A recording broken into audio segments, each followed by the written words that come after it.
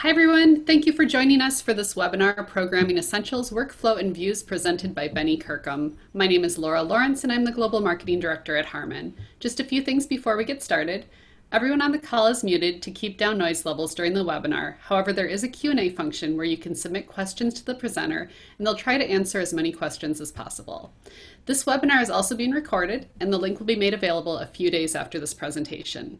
We do have a number of other webinars taking place over the next few months for audio, lighting, video, and control, and we'd like to encourage you to take a look at the different webinars in our Learning Sessions workshop series that can be found on pro.harman.com. We're adding new sessions daily and have over 20 sessions scheduled for August and September, so watch for those coming up on the calendar. And now I'd like to introduce you to Benny Kirkham, the presenter for today's webinar. Benny has been lighting stages for the past 35 years, working as a lighting technician, director, designer, programmer, and master electrician. His work has included world tours, festivals, themed entertainment, television, film, and Broadway theater. Now I'll pass it over to you, Benny. Thank you so much, Laura. Hi, everybody. Thank you for waking up early, depending on where you are. And I thank you for attending my, my little webinar here. I'm a programmer and a designer, but one of the things I thought might be helpful to go over is some of the nuts and bolts of programming and maybe a little bit of conceptual stuff on how we program. And I'm going to need to go through a lot of stuff quickly. So if you miss some things, I apologize. And we can, it looks like this thing will be recorded and you can go back and maybe copy some of this stuff down. I get accused a lot of using macros and using time-saving and effort-saving tools in my programming. Even my father, when I was young, used to say, "You'll find a shortcut to do any task that I ask you to do." And I kind of carry that as a badge of honor now because as a programmer, a lot of let's see. Here we go. Basic principles as a programmer are that you want to be fast. You want to be a fast programmer, especially if you're programming for somebody else, not just programming for your own projects. If you're working for a designer, they're going to expect some speed, and your efficiency is going to be a big part of being a programmer. How efficient you are, that's going to tie into your speed as well. Just do you use the fewest amount of actions to achieve the result that you're trying to get? And then the last thing you're going for as a programmer is your editability, and particularly on longer term projects. This is very important, that your work is not only fast, not only efficient and fast, but that as a project develops, theatrical projects are particularly important on this. As your project develops, that changes, and as the creative vision develops on your show, that you're able to follow that vision and you don't create what I consider to be a house of cards that is impossible to work with after your first pass. And I hope that makes sense to everyone. Now I'm going to talk about how different sorts of shows, your workflow works differently, and you use some of the tools in different ways from 3 different types of shows that I've got a lot of experience with, from concerts, the first thing, to corporate shows, and finally to theatrical presentations. And I've done a few of those as well. So if it's okay with everybody, I'd like to dive right in. Also with the basic principles, I wanted to talk about just the idea of teaching people workflow over features. I've always thought that manufacturers did an excellent job of teaching features on consoles. That the only thing that training on a console that you would get, a lot of places, either with the manufacturer or on YouTube, is to talk about the features, but they don't talk quite as much about the workflow and how you use these features to accomplish what you want to accomplish. I think that that there is a need for an education that goes beyond just features and syntax when you're training somebody on a control system, and that this kind of training can take a programmer who already has the basic knowledge of how to use a console and can move them forward into becoming a truly excellent programmer who's useful in a wide variety of projects and applications. And that's what we're going to try to do today. And we're going to talk about some examples and some concerns in various types of shows. And also I'm going to throw a few of my personal tools that I use into the mix, and you can copy those down and keep them for yourself. Think of them as a party favor for today's session. Okay, let's dive right in and talk about concert programming. What are some of the aspects of concert programming that you're going to run into that are going to be things that are going to create challenges and opportunities for you? Well, first of all, you've got a plot that's set usually pretty far in advance due to your budgeting, how budgeting works on a tour, and you need to have a detailed shop prep. You need to have the show put together in a way that it can move pretty much going out the door. Now, there are exceptions to that. There's exceptions to everything I'm going to tell you today. But in general, you're going to have a situation where you've got a show that's not going to develop a lot once you get into rehearsal. Certainly not as much as, say, a theatrical show will. Okay, just like my friend Matt Mills said the other day, previs is an extremely valuable thing to have in a concert type show, because a lot of your time that you spend in rehearsal and in the dark is very valuable time. That is time that you're spending in a very expensive venue with very expensive people on the local crew. And so when you can make your mistakes in a previs situation, those are going to be very cheap mistakes to make early on, rather than making them on site or realizing that you've made them on site. Okay, when you're building presets, and by presets I mean your palettes, your preset focuses, your preset colors, and so forth. They should be limited by the number that can be maintained by your crew in a touring situation. You've got a limited amount of time during the day when the stage is set up and before they let the audience in. If you've got hundreds and hundreds of preset focuses, then maybe you've got to find a more efficient way to put those together and have those updated on a daily basis. Or maybe you've got a few too many preset focuses. Every show is different, but a lot of times it's just a decision that you make in programming to keep those presets to a minimum. Queuing on a concert, as Matt said the other day, is broken up into multiple cue lists, because set lists change over the course of a tour. A new song may come out and need to be added in. The set list may be shuffled because of the artist's wishes. And so you tend to break up cue lists. It doesn't become one long cue list like in a theatrical show. It'll become a bunch of short cue lists that can be rearranged easily without creating a problem. And then finally, you've got a situation on a concert where you're going to be pushing the desk's envelope. You're going to be using all of the effects. You're going to be pushing the desk's ability to keep up with its processing, its bandwidth. You're going to be throwing a lot of heavy visual effects through this board, depending on the show. And so you're going to be probably feeding time code, some external triggering from the stage. You're going to have multiple cue lists firing at the same time. And the musical timing has got to be tight. You got no room for latency in a situation like this. So that, combined with a short timeline for rehearsal, you are definitely going to be pushing the desk envelope. And so speed and efficiency in programming are going to be a must. All right, so let's talk about some of the things you can do. Well, the first thing, we'll dive right in on this.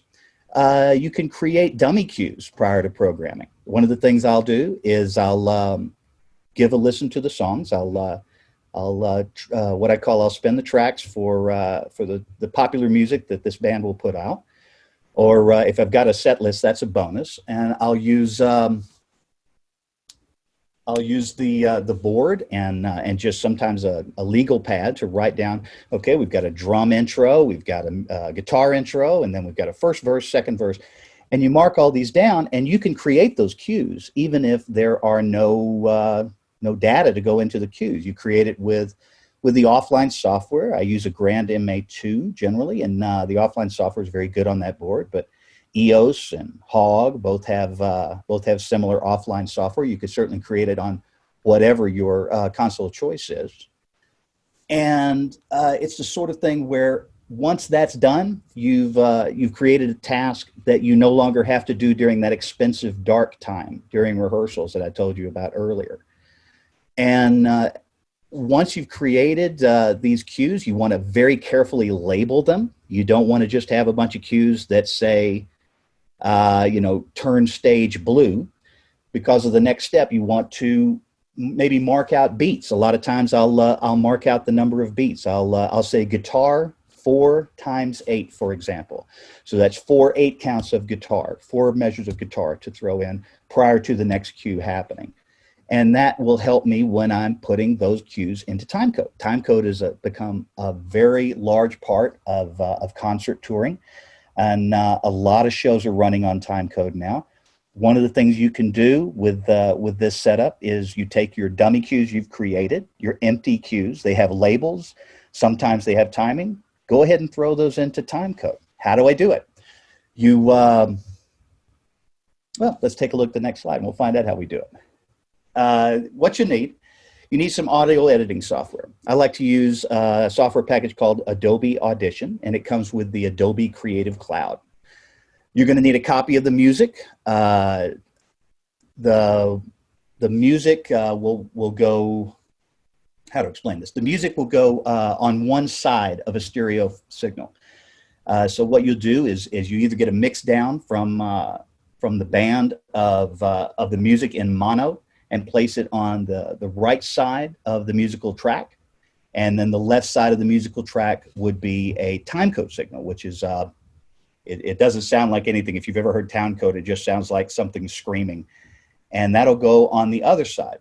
What happens then? You take an adapter, and that adapter is from a headphone jack to 2 XLR connectors, 2 microphone-looking connectors.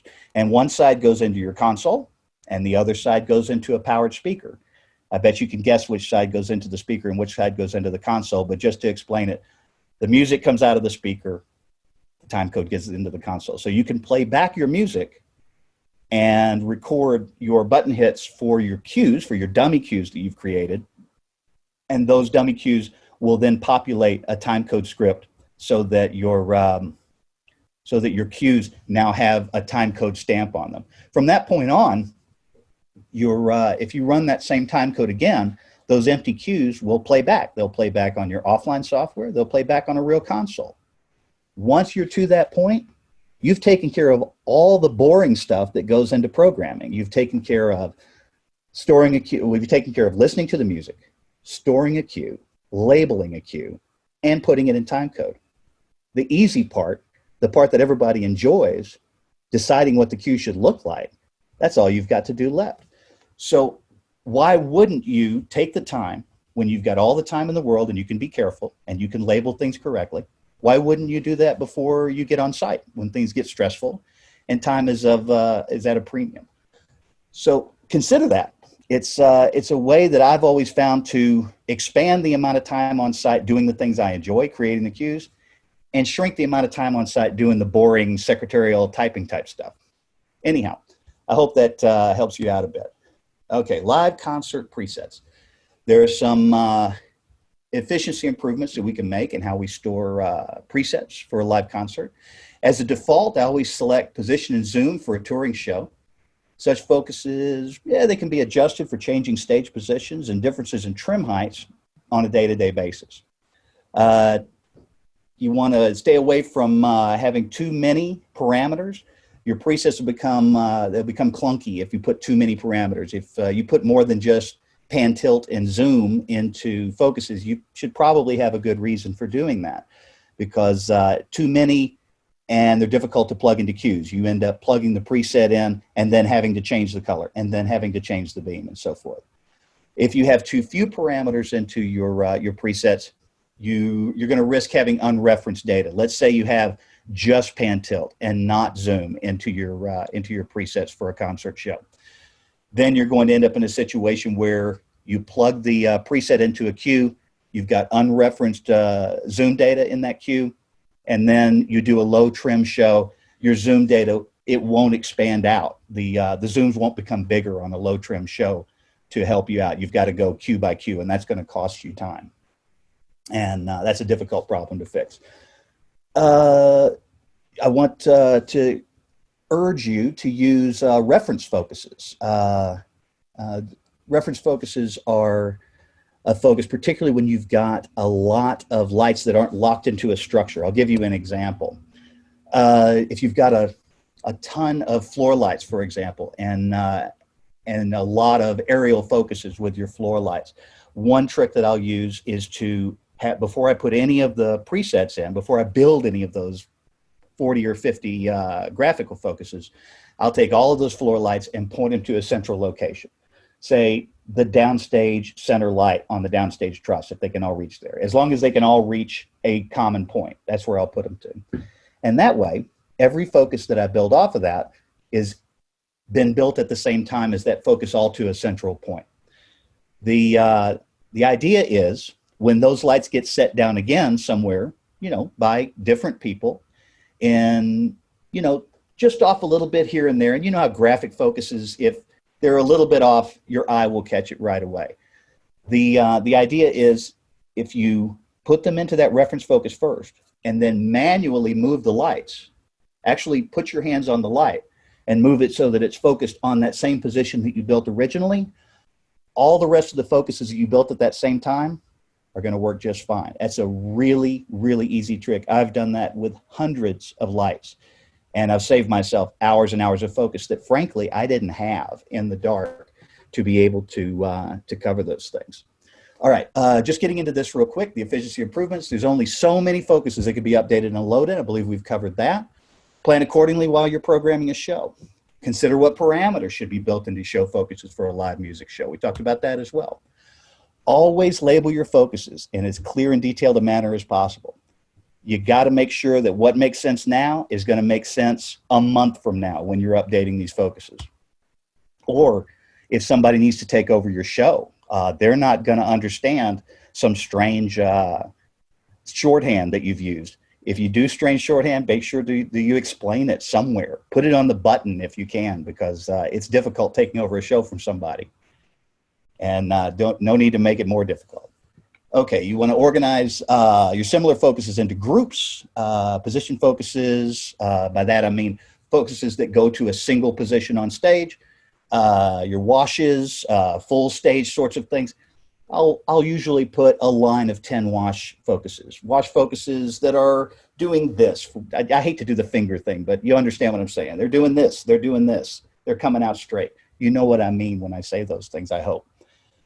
And maybe organize them also by where you do those focuses from. A lot of people, myself included, use remote focus. So you're carrying your iPad around and you're focusing with your iPad. So create a whole series of focuses that are all together that you use the iPad to focus. That way you're not hunting around inside of your remote to find the focuses that you're trying to get accomplished. Another set of focuses you might do from front of house or check from front of house, maybe those graphic focuses that I mentioned earlier. So those sorts of things, just keep these things in mind. Presets, when you're storing cues, you want to make sure you store palletized focus information into cues. You don't want to be storing unreferenced focus information. I know this is Programmer 101, but it bears repeating. There are shows that I've come out to maintain, and you've got unreferenced focus information, and it's difficult to go back on a daily basis and correct cues, or to every night see a cue be bad because it just is not referenced into a preset. Make sure everything you drop into a cue's got a preset. We don't need to say any more about that. In the interest of fashion-efficient programming, you want to keep palettes of colors, gobos, and beam presets easy to get to when we're creating cues. I'll go into that a little bit more when we're talking about views later on, and how you set your organization on your board.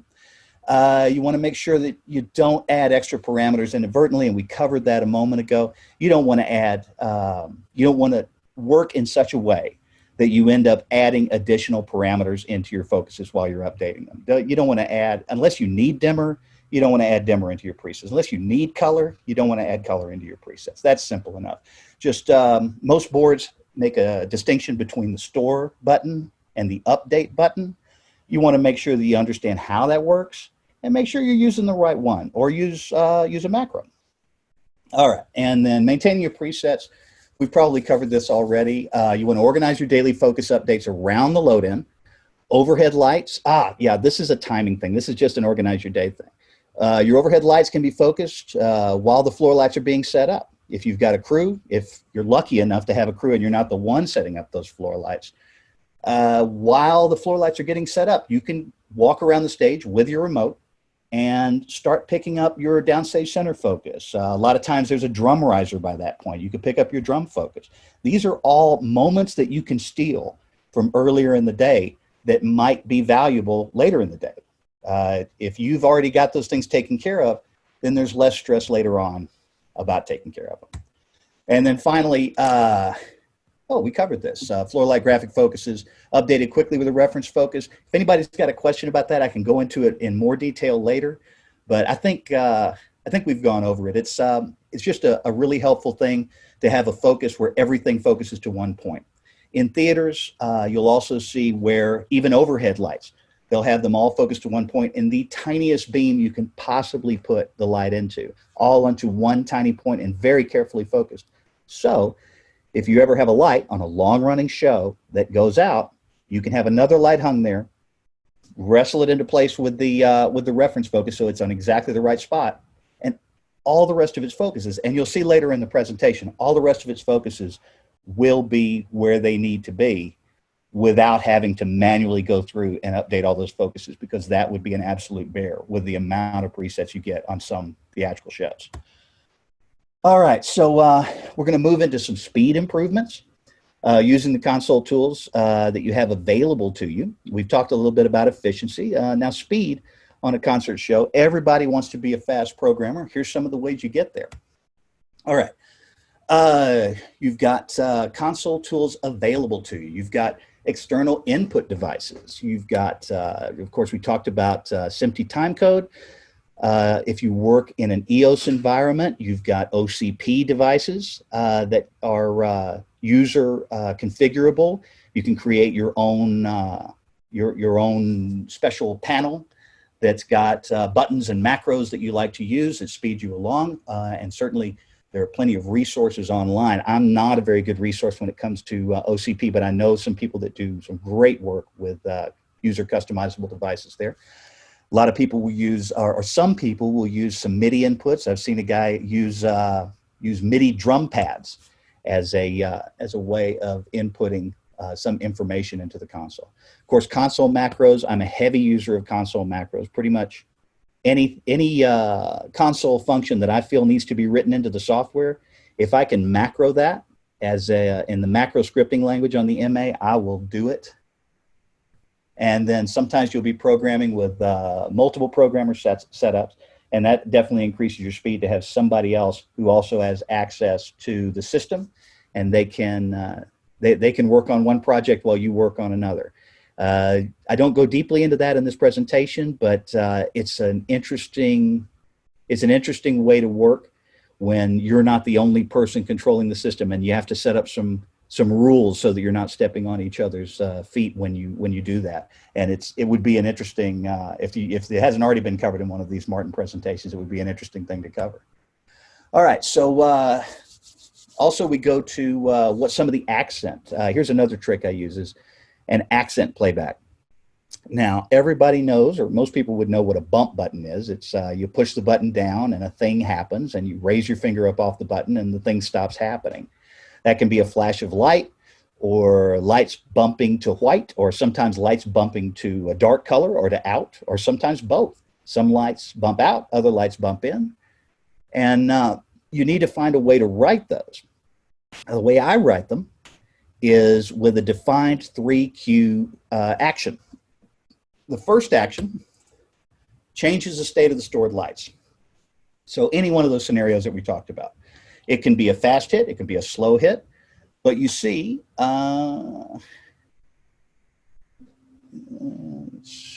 whatever. You see that in Q1 here, you've got, I don't know if my cursor is showing up there, but in Q1, get a little laser pointer right here. In Q1, you've got the hit. That's where the status of the lights change. The lights you've got in this queue for example, pop to full in white in the hit. And that's going to happen in 0.2 seconds. So it's a brisk hit, but it's not like throwing a light switch. Cue number 2 is the release. The release releases the values of the cue to a background state. I don't like to put hard values into the second cue. And we'll talk about hard values a bit later. I'll usually put just a release of the values that we made hot in the first cue. I'll release them in the second cue. So if we were going to full in white, I would release dim and I would release color. And that's going to happen 0.25 seconds after the first hit. And it's going to happen over the course of 1 second. And then my third cue is the kill. And on a grand MA, the kill is a release value cue for the cue itself, for the cue stack itself. And what that does is it turns this entire cue stack off. Now, why do I do it this way? The reason that I do this is 3 cues instead of just 1 cue with a flash button on it is because I do a lot of shows in timecode. And in timecode, this accent here exists in the timecode stream as 1 event. If you use a bump button, it's 2 events. It is a button down and a button back up. And if you're trying to keep track of 2 events, a button down and a button back up, you have to keep those 2 events together. So if the music changes, and believe me, it will, the music, they cut a bar of music out. You've got to move all of your pairs of actions up and down in the stream. If they're happening 5 seconds earlier, you have to move them 5 seconds earlier. It's a delicate surgery in any conditions, but it's much easier to keep track of a self-contained set of actions like this than it is to try to keep those bump buttons together. More often than not, you'll end up with those 2 actions splitting from each other, and you'll have a button down, but no corresponding button up. So the action, the bump action stays live for longer than you would like for it to. Sometimes it's difficult to get those things released. So I would strongly recommend, if you're going to be programming a lot of timecode action, to go with this method or a method like this to just keep your sanity. All right. Next thing, we're going to see our first macro of the presentation. And the first macro is we're going to add a new accent playback. Now, the macro language for a grand MA might be unfamiliar to some of y'all. To some of y'all might be very familiar with it. But here's what this macro will do. It'll add one of those accent playbacks that I listed in the last slide. Now, one of the knocks to having a 3 cue versus a 1 cue accent is that, well, it takes longer to write 3 cues, Benny, so I'd rather just write 1 cue. Well, I've got a macro that kind of answers that complaint. I keep an accent sitting in my sequence pool that is almost a template for that accent. It doesn't have any data in it, but it can be copied from the place where it's sitting in the sequence pool to any other place in the sequence pool. And in that way, I can create copies of that empty accent that I can then fill in with information. Sound familiar? I'm just using a macro to create dummy cues for additional accents so that I can add them into my time code. If I've got a lot of different type of drum hits or rhythmic hits, I create a new cue for each one so that each one creates a different visual response from the lighting system. So what does this macro do? The first thing it does, and that set variable command there you see in lines 1 and 2, it requests a new sequence number to place on the desk to assign this new playback. It copies that blank exemplar sequence to the location specified, and it assigns to the playback requested in step 2. That's step 2 right there. And then step 3, it's going to assign the trigger key for that playback. That's right here. And it will turn the playback blue. I like to keep those sorts of things organized as part of a theme in this deal. And it turns it blue here in line 6, and then it forces a label action. And I think I've gone over that as well. I try to label things just as soon as I correct them because I'm no different than anyone else. I will tend to forget to label things if I get in a hurry. So I build my macros so that they force me to label. It's something I try to Benny proof my shows. And so that's one of the ways I do it. All right, so that's a macro. And once again, I'm going through this stuff really fast, and I understand that I am. But if in a couple of days, I think I'll have a recording of this. If you want to copy down every step of that macro and keep it for your own, you're welcome to it. It's helped me a lot. And by that same token, how do I add new presets? Well, one of the things I do, depending on the type of show, is that I'll keep a filter. And I think that all consoles have filtering. And I use those filters to define what exactly I'll want in a preset by default for that sort of show. Now, we talked about in a concert, I use position and zoom data just so that we can adjust to different trim heights on different days. And so my filter would be set up that way for a concert. And a theater show, my filter is set up differently. In a corporate show, once again, very differently. But in order to make sure that that filter gets applied every time I store a preset, I use a little macro to store a preset instead of just using the store button. Seems excessive at first, but you get really consistent. Presets, and you don't ever have to wonder what parameters are in your preset if you just self-proof it on the first step here. So here's what this macro does. It requests a place to save the new preset. So what it's doing here is it's defining this variable store preset, and this is the box that pops up on the screen. So it says, what preset number do you want to store to? You give it a number. It applies the filter, and the filter, like I said, can be anything. And the filter is just a grid of what parameters you're going to be storing in anything. EOS has this. I think you have to put it in on the command line for EOS, but it may also have a graphic representation of it. I forget. I'm sorry. And then, of course, the 676 line of consoles has this. The MA console has this. And I apologize, I'm not very familiar with the hog line of consoles, but I can't imagine they wouldn't. It's a pretty basic thing. All right, so it applies that filter, and then the next thing it does is it stores the preset.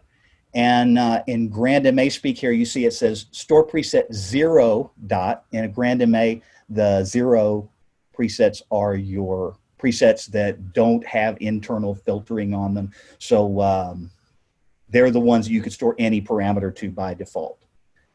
And it stores to that variable right there, the store preset variables, and it says use active for selected. So this becomes important later. I only want to store the lights that I have selected. I may have a bunch of lights in my programmer, but I only want to store the ones that I'm telling the console to store at that moment.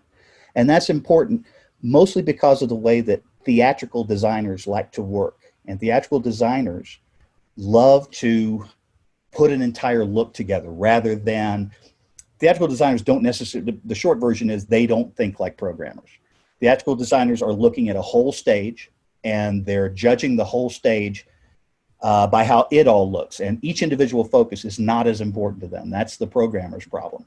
So if we're creating a whole look and we've got a programmer full of data, and by programmer in this case, I mean the fixture sheet, the live values, then what you're trying to do is individually store the focus to that chair, to this person.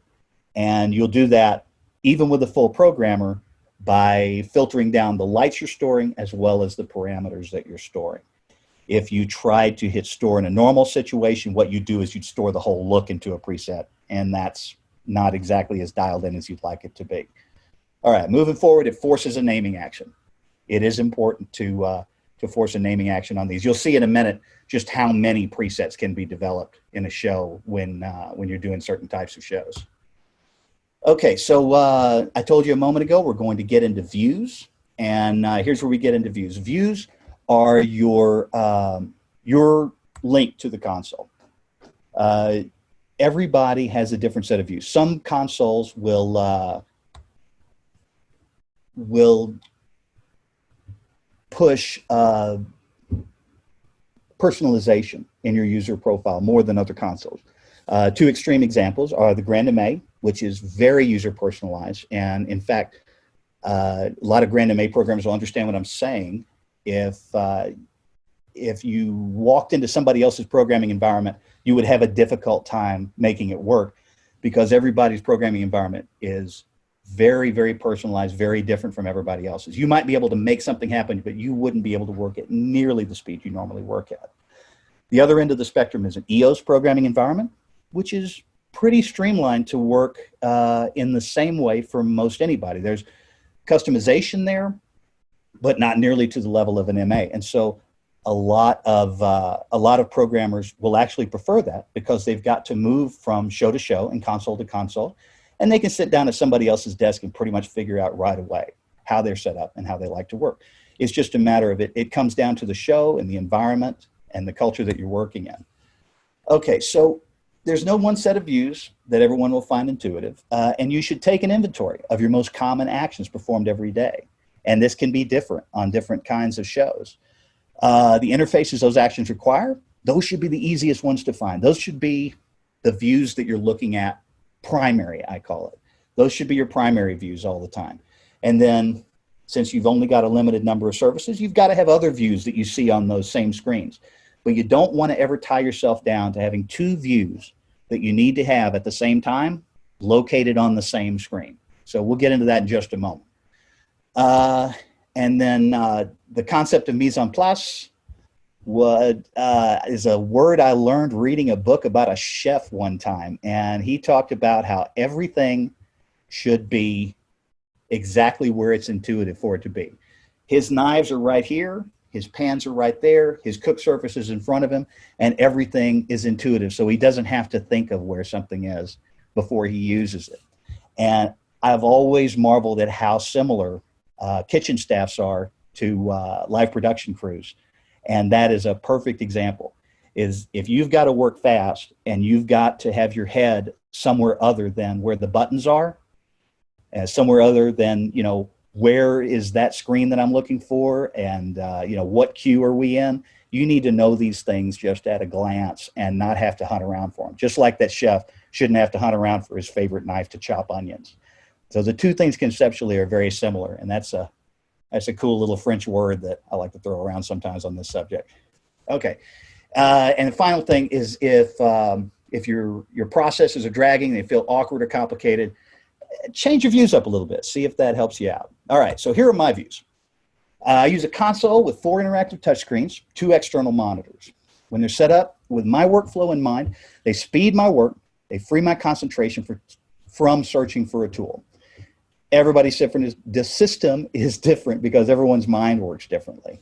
With a system that is as customizable as an MA, it's important that you work towards finding an arrangement that's intuitive to you in your style of work. In the meantime, what I'd recommend is that you find a system that you don't hate. You're welcome to steal mine and customize it. Start with mine and then change it up a little bit. Say, that doesn't really work for me. Maybe it works for Benny, but it doesn't work for me. Change it up as you go.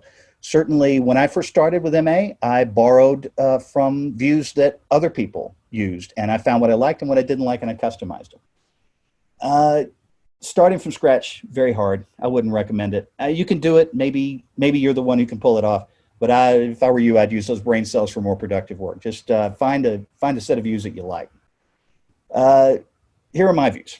They begin with this. This is my center touchscreen. Here's where I keep the layout views. The layout is your overhead view, your conceptual view of the stage.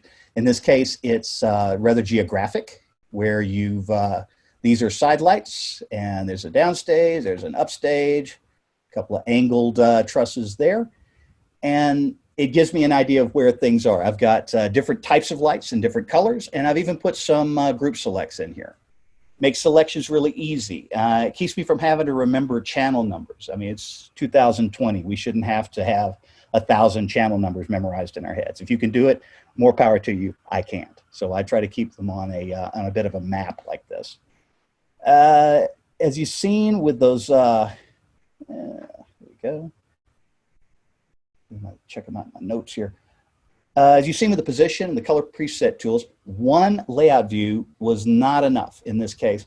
So you can see that it's surrounded by a lot of other view pool presets. So if I click any of these buttons here, it'll give me new views. So that should give you some idea of how much importance I place and how much time I spend building these layout views. I need to be able to grab a light within a second of needing to grab that light. So this is the sort of thing you reach up, you hit the view that you need, and then you click on that light, focus it, put it into a queue, change it in a queue. whatever it is. The layout view is one that I keep primary at center, but as you can see that there are secondary views that I use in here as well. And this, since this is my center view, it's also very important. It's at the center of my focus. So here's where I select lights, but if you look over here on the side, here is also where my tracking sheet, my content sheet, and I keep another Q edit sheet over here as well for if my right-hand screen is being used for another purpose. So I've always got a way to see my Q list no matter when. And down here, I also keep a time code editing screen down here as well for shows that require a lot of time code. All right, going over to the left-hand screen, this is pretty straightforward. This is where I keep my presets. So I select the light in the center, look to the left. I've got presets here, and you can see that I've put my presets. You see that the little chiclets at the bottom of these presets are somewhat consistent. And anytime you see where I've stored all parameters into a preset, there was probably a reason for that.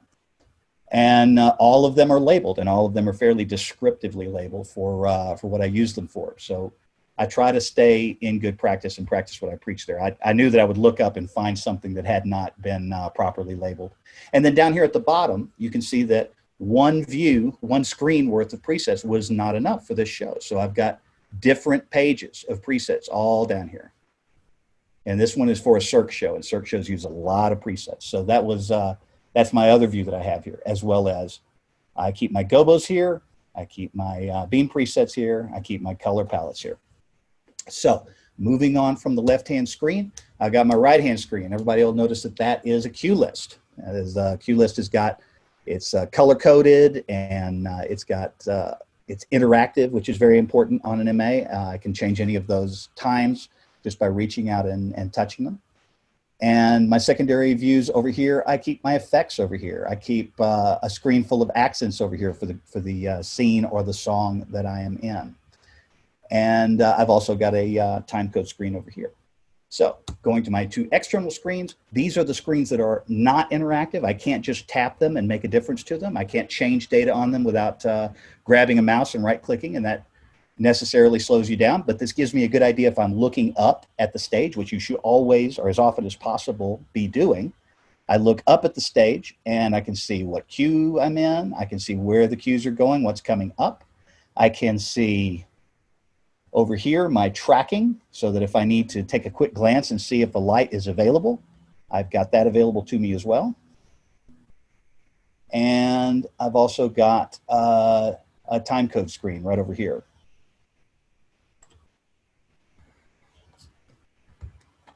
I don't know if that's showing up there. Okay, the next screen, my editability. And editability is our third thing, but also very important. How do you future-proof your show? You future-proof your show by programming with your future editing in mind. It's always safe to assume that anything in the show will be adapted to fit new challenges on a changing set list. When in doubt, put data into a palette before you store, and that goes for your pan tilt and your zoom, like I mentioned, but also things like strobe rates can be a very powerful thing to put into palettes because of festivals. You go to festivals, use a different set of gear. If your strobe rates are palletized, then changing to different lights, different manufacturers, won't create a problem for you when you're adapting that show. And this is what I talked about next. By palletizing data, you make that future day at Bonnaroo or Coachella in the previs trailer a lot easier on yourself. If it's palletized, then you don't have raw data feeding into a light that, feeding into a different profile of a light that won't understand what that raw data means. If it's palletized, you update the palette, you fixed it for the entire show. Always label and save versions of the show every day. You know, even if a show is just a heinous nightmare because the trim is 18 feet and you're used to 32, by saving the show, the next 18-foot high venue is going to be a lot easier because you can just bring those focuses in. And that's all I need to say about that. And when you get to the end, you purge any data that's unneeded. There's no sense in having 100 lights focused on the drums if you only have 10 of them that you use focused on the drums during a show. And in order to purge data, I use a macro. Here's how the macro works. You've got all of these lights that are focused on, say, the drummer.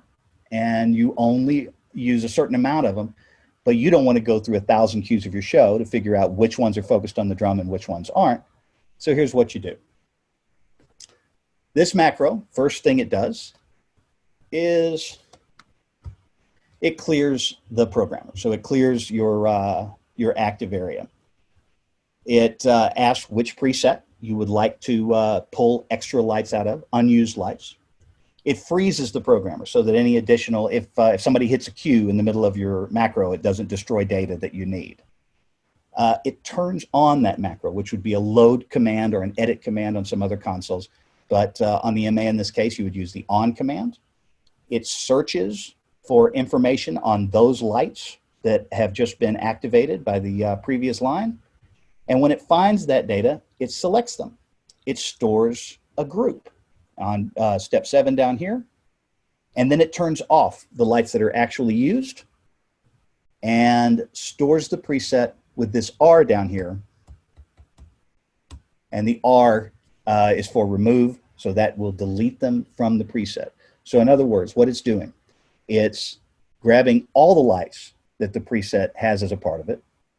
It's doing a selection, it's doing a search to find which ones actually use it in the show, turning those off, so that all you've got left in your programmer are the lights that are not using that preset in the show, and it removes them from the preset. A little confusing.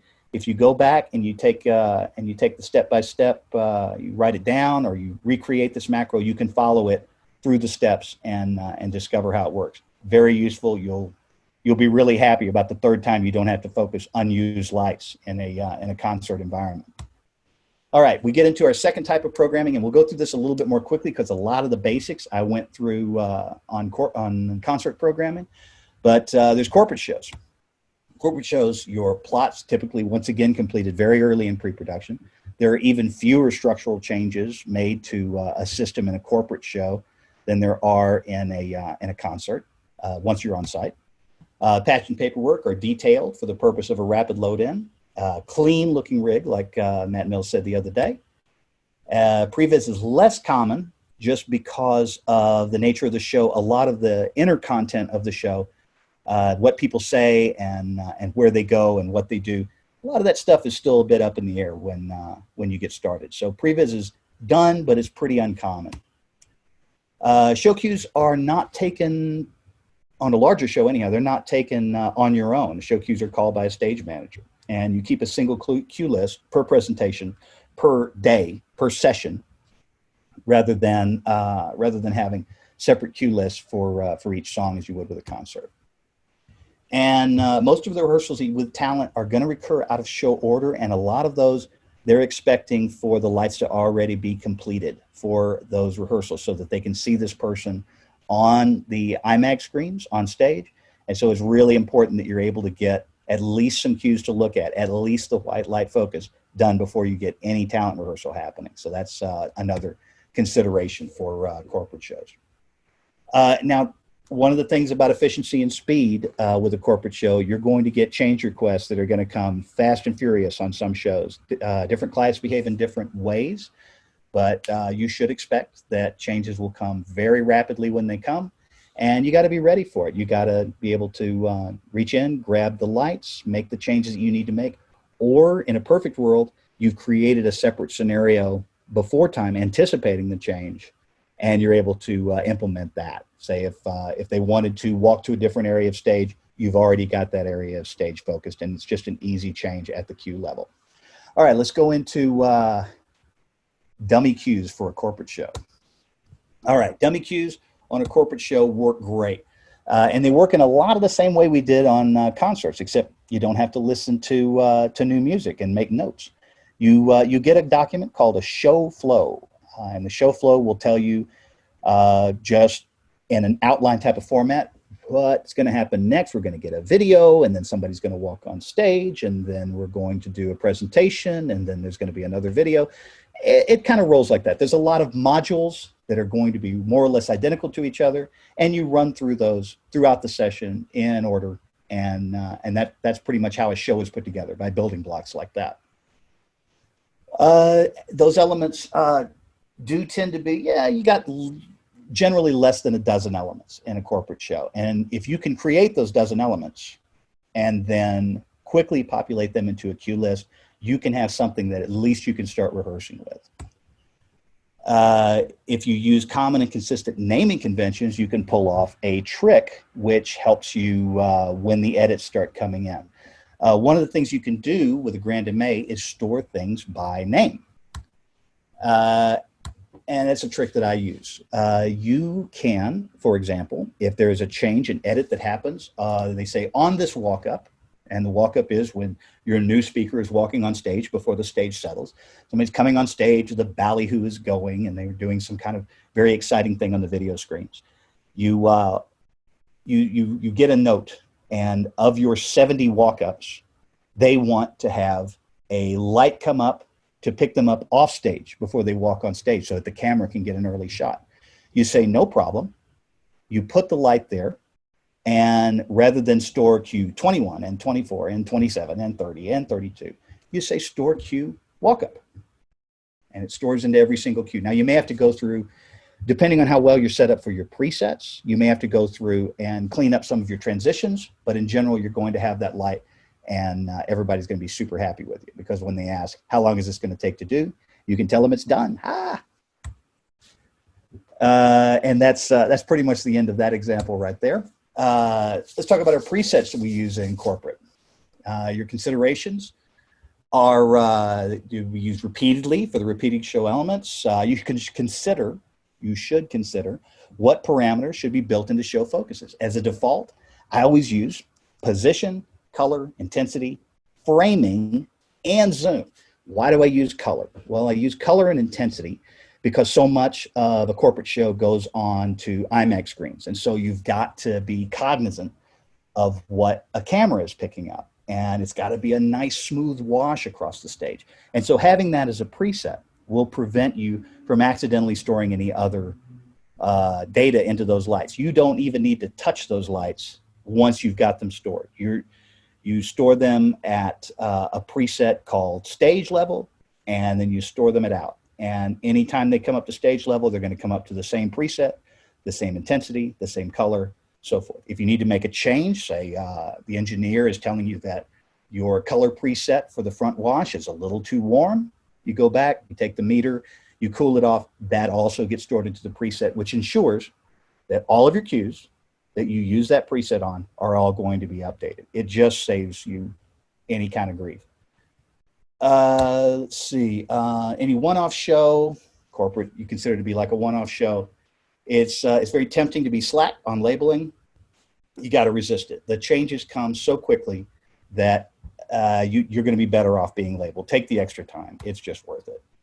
And the last thing on considerations is what I've been saying, that it pays to take the extra time, take the meter, get your white light focus perfect, because any little discrepancies are going to show up on video.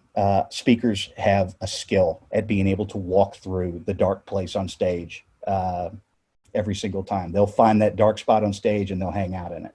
So, take the time to get that focus exactly right. Once again, storing your palletized preset information into cues, very, very important. And use your console software and your user-definable tools, and by that I mean macros, to speed your focus and preset creation. A lot of those same focus and preset creation tools that we use for concerts, also very valid in corporate programming. Particularly the preset creation tool that I showed you earlier makes nice, consistent presets that you can always trust. All right. Your naming convention is very important so that you can store by name. I store every video cue has got is labeled VT. Every walk-up is labeled walk-up.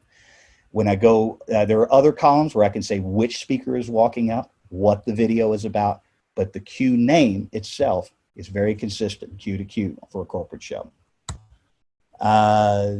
Pre-program those dummy cues.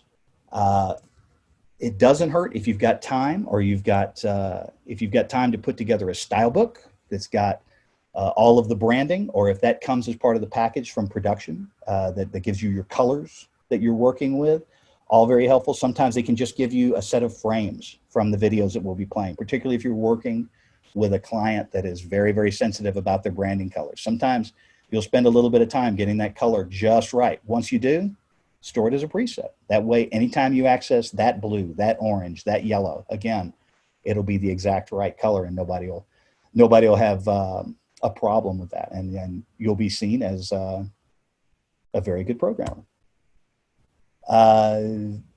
You stay in touch with your stage manager on cue changes, so that if you've had to add a cue for some request or something has changed on stage, the stage manager knows to call that added cue to you.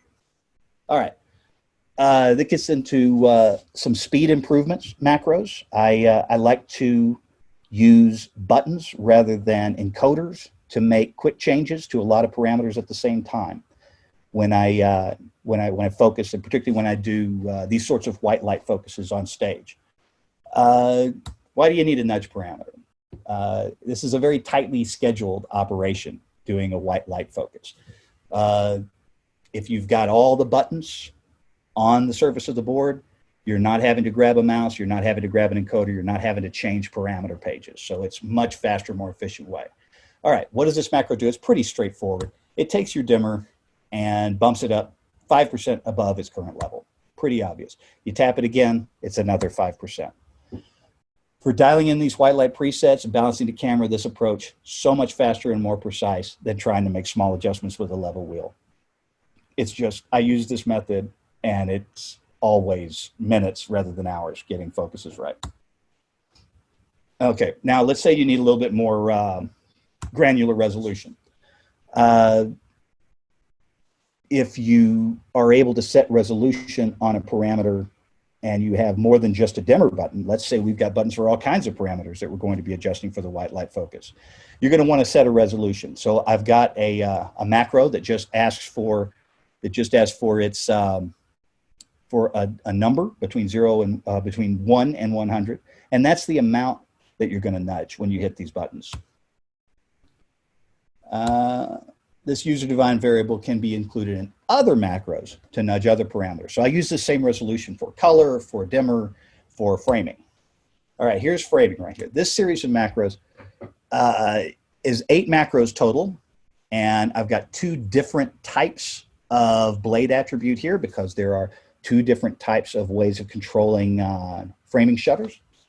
It's 8 macros that push or pull an individual framing shutter evenly, as well as 8 macros that nudge those same framing shutters clockwise or counterclockwise on individual framing shutters. And then finally, and I know this is a long list, but I can go over this in more detail later, you'll need 2 macros that nudge the entire frame clockwise and counterclockwise. 18 macros total. I like to assign them as well as a resolution macro that you saw in the last slide, and another one that clears all the frames. I assign them to the user 2 bank of your 20X keys that you've got on the MA2. So handy for corporate and theatrical shows, so much more so than paging between all of the different framing shutter encoders that you get. Let's see. I should be better about tapping these comments in. On all console control the framing shutters, ergonomic challenge. Direct control involves constantly toggling pages of individual encoder control.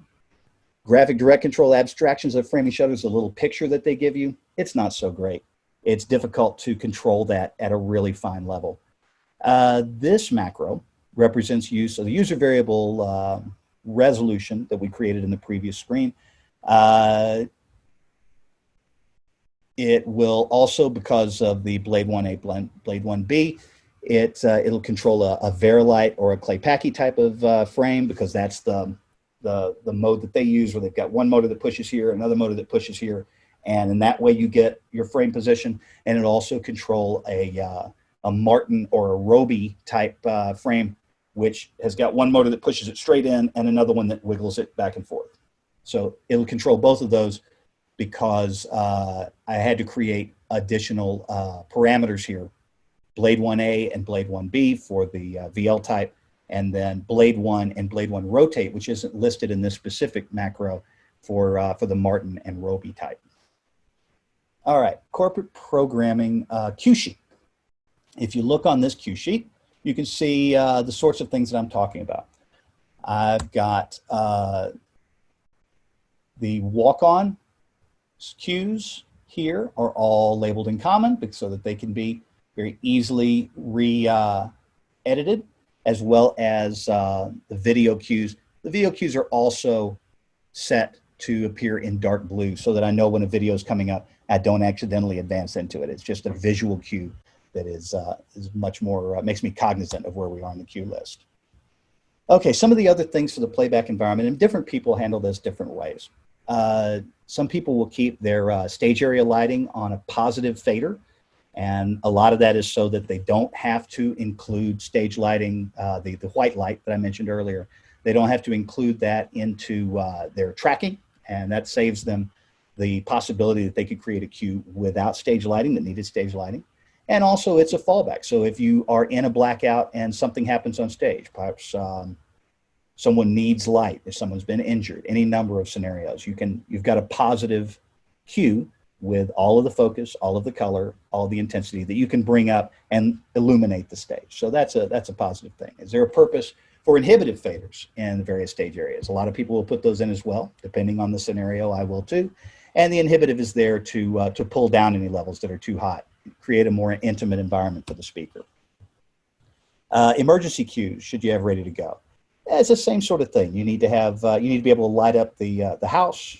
You need to be able to light up the stage. You need an everything on type of thing.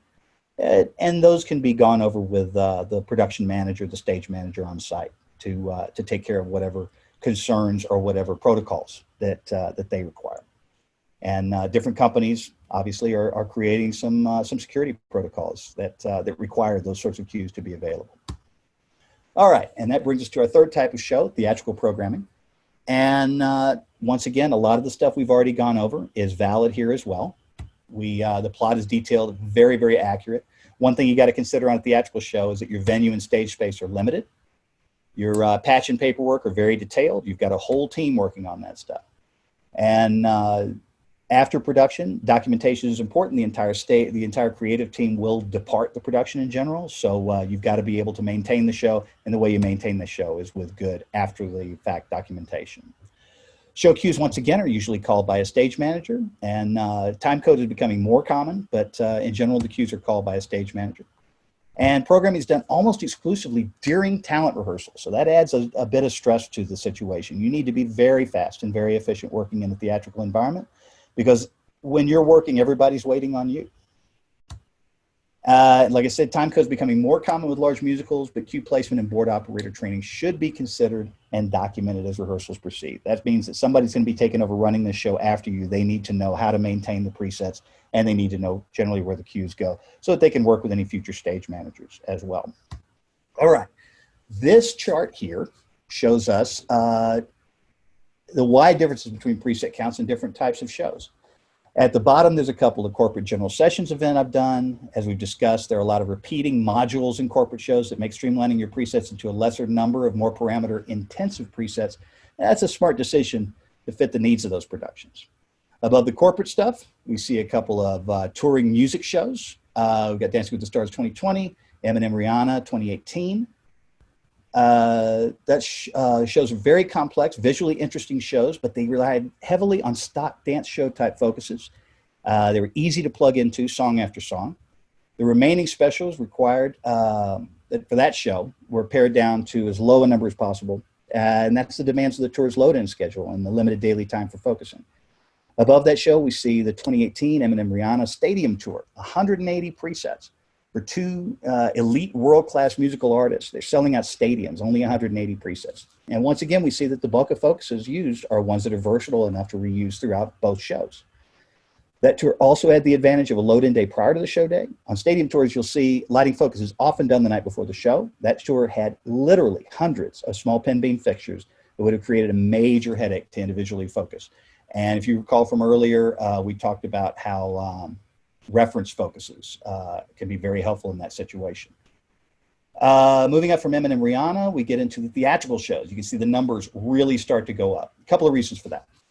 These shows, by their nature, more storytelling events than any of the ones mentioned before. Increased use of moving scenery, you got stage masking, the need to focus on smaller interactions on specific parts of the stage. You got moments that aren't easily made modular. And for these shows at least, there's no need to tour them. There's no need to worry about preset maintenance too much on the front end of the engagement.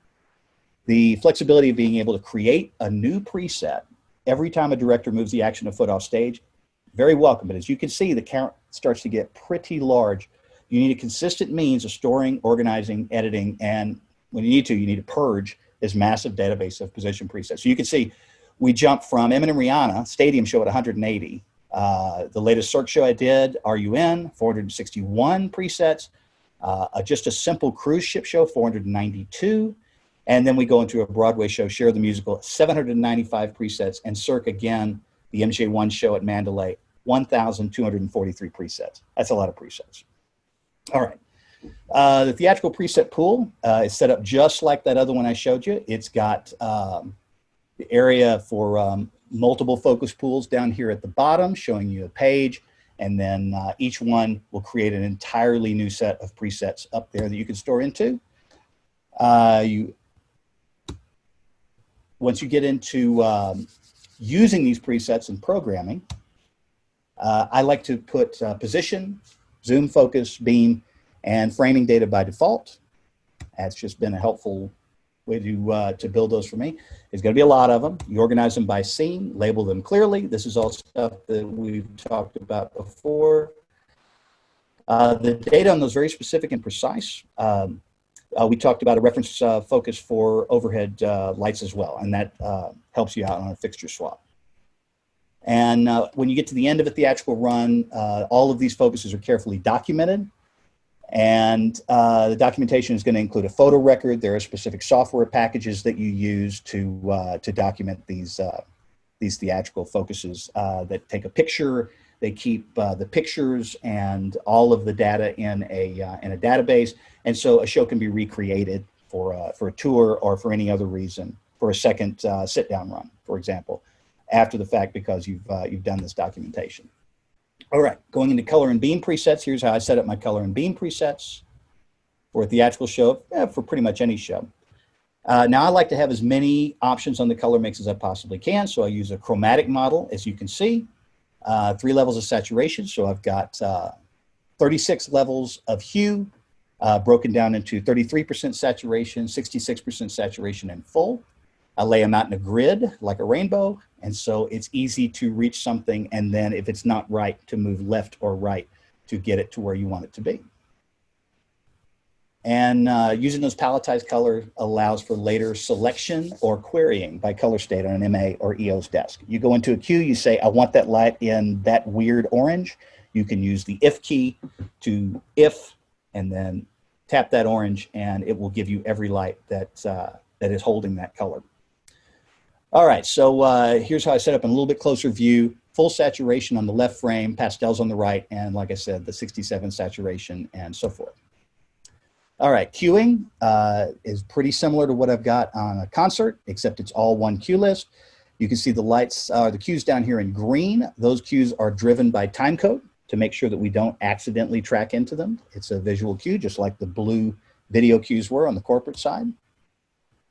The area here that's outlined in red is called an executor sheet on an MA. It's a queue list. The first thing you might notice is the green color, and those are the ones triggered by SMPTE. The area up at the top outlined in red contains other queue lists that aren't on the main queue list. On an MA, these are easy to create, as we saw earlier, very useful. If you think about you've got something you need to hit in several subsequent queues, some push or some area needs to light up and go away in exactly the same way, you can use these like a subroutine and just trigger them from the main queue list. And here's where the main queue list links right here. As you can see down here, there are commands that will that link to some of those external queue lists to kind of streamline that process and make sure that you're not putting data into tracking that that doesn't need to be in tracking. All right, and here's my playback right here. Here's another queue list. I find this pretty helpful both for playback as well as programming. On the right, you see the same executor sheet setup we had in the previous view. It's a different aspect ratio, all the same data. You can see a couple of other color codes I used on the show to differentiate and call visual attention. You've got some purple there for video. You've got some automation cues happening with blue. The one red cue in here, that was a cue that triggered some DMX controlled winches. And I thought that red would be a good color for that because that was another thing that could potentially create a hazard on stage. Okay. And then moving up here, this is just a subject to safety. It brings us to this smaller window over here in the top left. I started putting this display in my views when I began to program for Cirque years ago. There are a lot of devices beyond lighting that are now controllable with DMX. And lighting programmer, board operator were expected to control these additional devices. And some constitute a hazard or a distraction to performers on stage if they're triggered without warning, or with performers standing too close to the device. I can go into the details on how you create this if anybody's interested in constructing one of these for themselves. My concern came about because a number of potentially problematic devices under my control, I was getting bombarded with requests to park this, unpark that, rehearse a scene with effects, then without.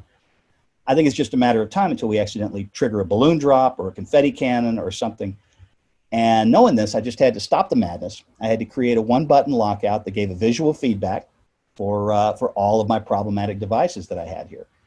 It's not particularly difficult programming challenge compared to how useful the window is.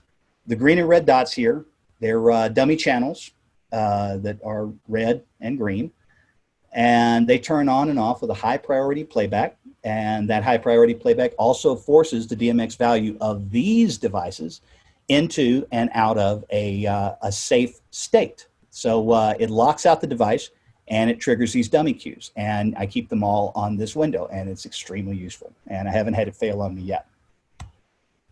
All right, so the application is going to drive your workflow a little bit.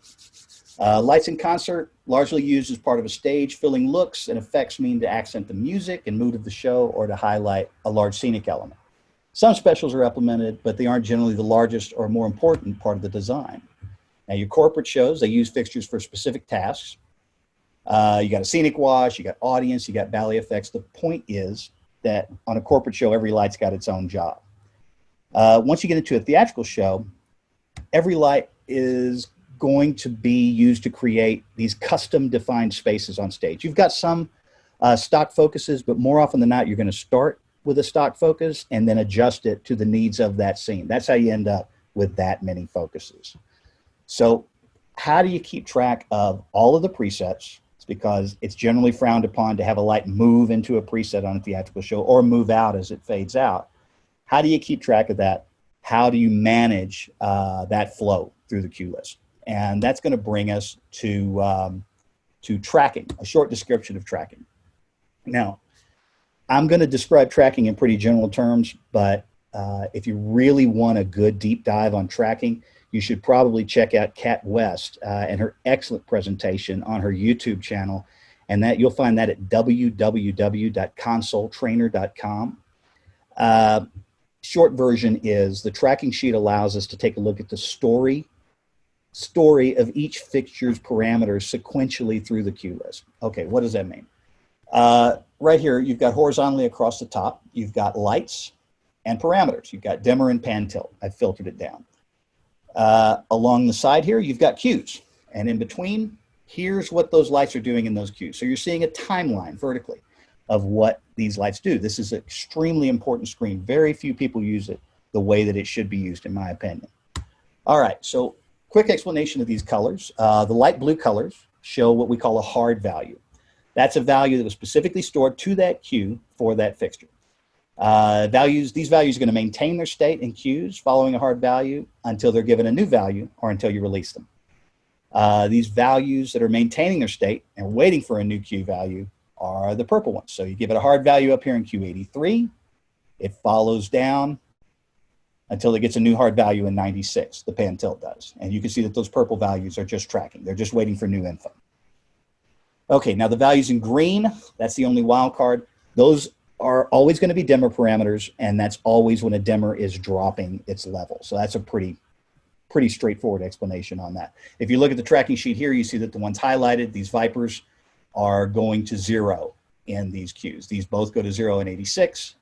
This one goes to 0 in 97. The other one goes in 99. Okay, just to walk you through this, at Q81, you see fixture 1033 is at full in preset 0.17, which is an N1 high crossing focus. Fixture 1034 is preparing to fade up in preset 0.397 right there. He's not on yet. He comes on in this queue. In Q83, 1033 live moves to the step. You see he's already on, and he moves to the step. And at the same time, 1034 fades up, already preset to the step. Now, after tracking through Q85 with no changes, both fixtures fade out in Q86 without making any other change other than the dimmer. And Q96, both fixtures restore to full in a new preset, 0.417. 1034 fades out in the next Q right there. In Q101, 1033, well, he fades out in Q99. In Q101, he restores, also in the same focus. Okay, one note, this show that we're looking at an example of here, it uses an auto mark function. So even though you see this focus right here is different than this one, this move would not be a live move because we have auto mark turned on. And so as this light faded out here, fixture number 1033 would preset for the next time that he comes up. And that's going to come into, that's going to be an important factor when you consider the next set of macros that we take a look at. Okay, now how would we go about using these two fixtures for an additional task? Here's a problem that you get faced with a lot in theatrical. You got two lights. These are both doing a job up here. They're both doing a job down here. They are the perfect lights to do another job here. But how do we avoid creating a problem that tracks forward and making sure that the lights come up, do the additional job we want them to do, and then go out in time to do this next job? First thing you want to do is set them up for the second job they're going to be doing. They're going to be in this N1 focus. And we need to come up in Q91 and go out in Q92, it looks like. So you record all the parameters, Q only, from the fade in queue to the fade out queue. That ensures that there's no live moves that are going to happen on the fade out. Step 2, you record a value of 0 in the dimmer for and make that a tracking value, not a Q only, in that fade out Q92. And then the third thing you do is you unblock that Q range so that you don't have those white values, those white values are an unnecessary repeating hard value, and that's called a blocked value, and you don't want that. You unblock that Q range, and that three-step process is going to prevent parameter values from leaking through the job that you've asked them to do and tracking into the subsequent queues. All right, so it would be easier if this were a macro, and so I wrote a macro. Okay, why do you need this macro? Programming quickly, making multiple edits in the environment of a theatrical tech rehearsal is not forgiving to tracking mistakes. You make the mistake and then backing out of it takes time and everybody's looking at you and nobody needs that. This macro is going to make your edits quicker. It's going to prevent some embarrassing tracking errors. So you see what this thing does, and you're kind of probably getting familiar with how I write macros by now. You set the value of an NQ here. That's a queue number. You set the out queue number. You do exactly like I said. You store the values from in queue, which is the first queue, through out queue, which is your second queue. You merge those values and you store them CO, which is queue only in an MA. And then the next thing you do is take those same lights to 0, store them as an out, into the out queue, the last queue of your range, and you merge them, but you see you don't use queue only so that this becomes a tracking value. Last thing you do is unblock them. So I'll click those bullet points in, and that's the macro, the last macro I've got. Like I said, you're free to use any of those for your own purposes, and that covers all three types of shows I wanted to talk about. A quick wrap up. What am I supposed to remember? Your efficiency. You plan thoroughly. You tailor your plan for the show you're going to be programming, even if that means breaking some bad habits if you're used to programming different types of shows. You take care of as many things as you reasonably can in pre-production. Use that time in pre-production because the time you have on site is absolutely precious, and anything you can get done before then is going to be hugely valuable. Make sure that your personal profile is set up, including your views, and give you the best chance of success on that. Don't forget your mise en place, your chef skills. Choose the most elegant solution for a problem. Find your own way of doing the 3-button or the 3Q accent, just like I did. You know, I'm curious to see what everybody else is going to come up with to make themselves faster and more efficient. Okay, when it comes to speed, use the tools that the console gives you. Use those macros. If you like X keys, get X keys. If you like hitting a MIDI drum kit, then do that to put your data in. But whatever works for you, do it. And any complicated task you got to perform more than once, I'll put it on a macro. What have you got to lose? You know, make as many macros as you need. I've got hundreds, and they speed me up tremendously. Okay, keep your preset palettes and your group views tidy so that you can find them again. And stay calm when the room gets crazy. A lot of times people will try to make you nuts because they're nuts, but you got to be the calm one in the group because you're the one that's hitting the buttons. That's pretty universal no matter what type of show you're talking about. Document everything, write everything down, never miss a chance to label a cue, a palette. Always palletize. I know I'm harping on that a lot, but it's super important. Anything you store that's palletized can be updated globally. Always program with an eye towards future edits. You're always going to get requests to make changes to what you've already built, and it's super important to be able to do that.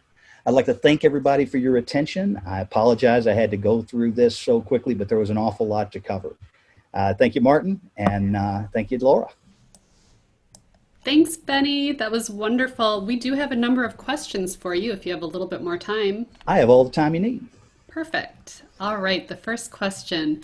When you do concerts in different locations and venues, do you use position pan tilt presets for each location, or do you just update your pan tilt presets?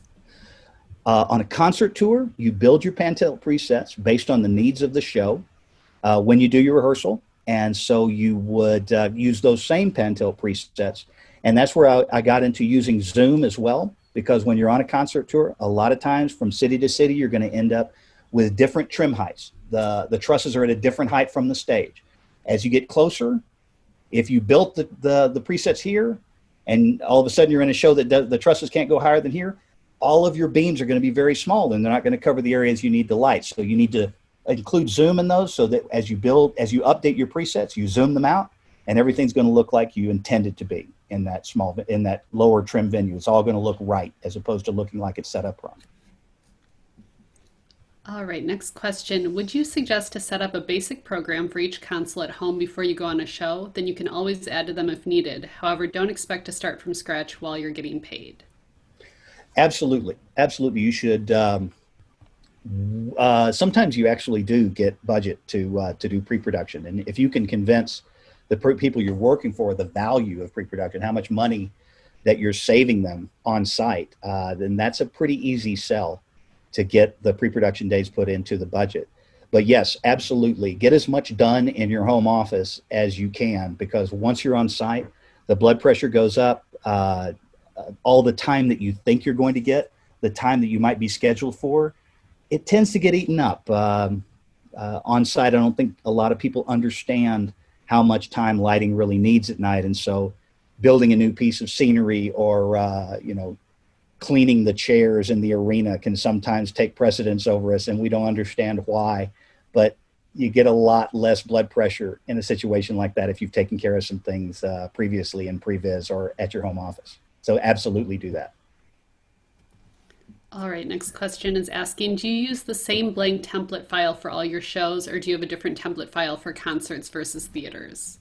I have a very different template file for concerts versus theaters. As you saw in the presentation, theatrical programming requires a lot more capacity for some types of presets, but at the same time, I don't need to use effects quite as much in a theatrical show. It depends on the show, but certainly not as much as I would use for a very upbeat rock or pop show. So yeah, I do start from a different place. They're similar, but definitely different. All right, next question. When you program, what do the different colors mean? What do the different colors mean? The colors are arbitrary. I think maybe they mean the colors on the cue list. I'm It not sure. Okay. Well, I do define different things by color, and the colors don't matter. In my own case, I use green on a cue list when I have cues that are triggered by SMPTE, and that's just something that I've memorized in my head. One day I decided green should be SMPTE, and I started using that to define the areas of a cue list that are going to be triggered automatically, so that I'm not feeling antsy and wanting to jump into those cues. I said, no, the machine's going to take care of that, so I can be calm. A lot of the color coding and a lot of the things that I do are to keep myself calm in a stressful situation, so that I don't accidentally do something out of nervousness that would that would create a problem for me. If I can take care of it before it gets stressful, then I'm never really stressed in the stressful times. All right, next question is asking, do you create your color palettes with gels or just HSB values? Just HSB values. I There's a lot of there's room to argue there, and certainly when somebody asks me for a Roscoe 64, I can give them that. That's no problem. But we're working with something that's structurally and functionally so different from gels, that gels are a reference point that we can use, but it shouldn't be the only reference point we can use. We should be working, in my opinion, in the full color space that's available to us in an automated light, rather than trying to shoehorn what we're working with into an older paradigm of reference work. But a lot of people, all they know to ask for is the gel color, and I got no problem with that. We can get there too. But for my own purposes, when I'm structuring my mise en place, I'll work from the light and what the light's capable of, and then create a separate palette to match any colors that the designer may be partial to, so that I can work from both ends. Okay, we have a few more questions here. Which genre of production is your favorite to program? Concert, theater, or corporate? Oh man, that's a tough question. They've all got their advantages. I enjoy perfecting any of them, and the moment when you get a cue just right is really powerful on any one of them. They all have their challenges. I'm kind of glad I get to work in all three, because you do the same thing over and over again. It gets boring. How much time do you dedicate to building layout views? The short answer, it might be kind of flip, is to say as much time as it takes. You should. When I was first starting on the road, I had a guy tell me that you can never be too prepared. And that was when I was a tech. And he was talking about labeling boxes and the sorts of things that go along with the logistics of a load in. But it's exactly the same when you're programming. You can never be too prepared. And so you don't steal time from another thing that's important in pre-production, but build those views to the point where you feel like you could grab any light within a second of somebody saying, that light up there, second from center Viper Performance on the downstage truss. And you go, yeah, I know which one you're talking about. It's bink, that one right there. That's what I do. Okay, next question is asking, what console feature do you wish existed that you have not seen yet? Man, as soon as they show it to me, I'll know. I saw a really cool one last year, and I'm waiting for them to perfect it, because I think it's the future. Is EOS has a feature utilizing augmented reality, where you use your phone, look up in the rig, and tap the image of a light on your phone's camera, and it selects it. And then you point your camera down at the stage, and the light focuses there. I think that's just the coolest.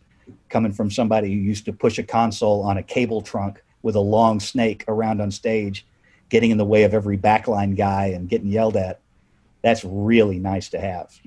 That's the kind of thing that pushes that speed and efficiency that I'm always going to be a big fan of, so that we can get to the fun stuff.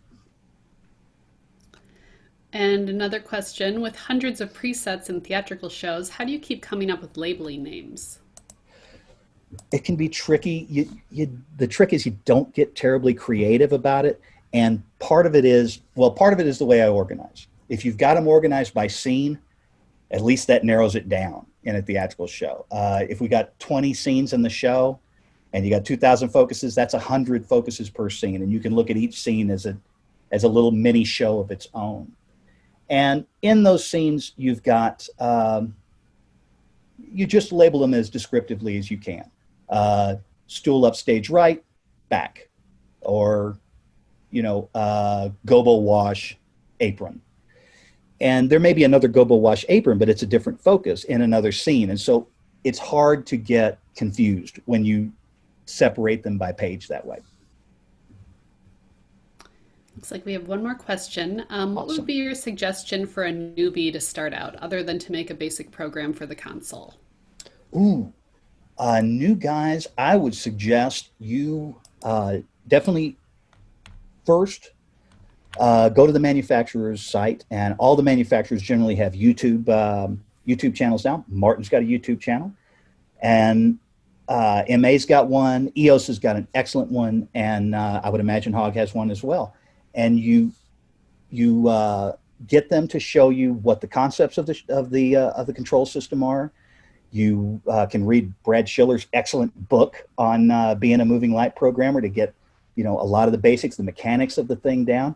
And then beyond that, go to consoletrainer.com. My friend Kat West does an excellent job explaining a lot of the whys of how these things work. She teaches in a much more workflow type of way, kind of like we've done today. I hope it's been helpful and not confusing. The idea is that you learn the nuts and bolts of how the thing works, and then you learn how the people who've been doing it a while do it, and you take what you like and you maybe get rid of what you don't like and create your own style. That's how you develop. I've been programming since the late 80s, and so I've programmed on a lot of different consoles, and a lot of the principles are exactly the same from board to board. Programming's programming. And it's just little pieces. You get to a point to where it's just little pieces of syntax and how do you patch, how do you build an effect, how do you put time into cues. The results are much the same. It's just a matter of how you navigate the syntax of the board. Okay, it looks like that was the last question to come in. Benny's contact information is up on the screen if you want to reach out directly with further questions. It sounds like he would welcome that. Absolutely. Yeah, so thank you so much, Benny. We really appreciate you presenting today. It's been an absolute pleasure, Laura. Thank you so much. Thank you. And thank you everyone for attending. For any upcoming sessions, please check out pro.harmon.com to see the full calendar, and have a great rest of your day.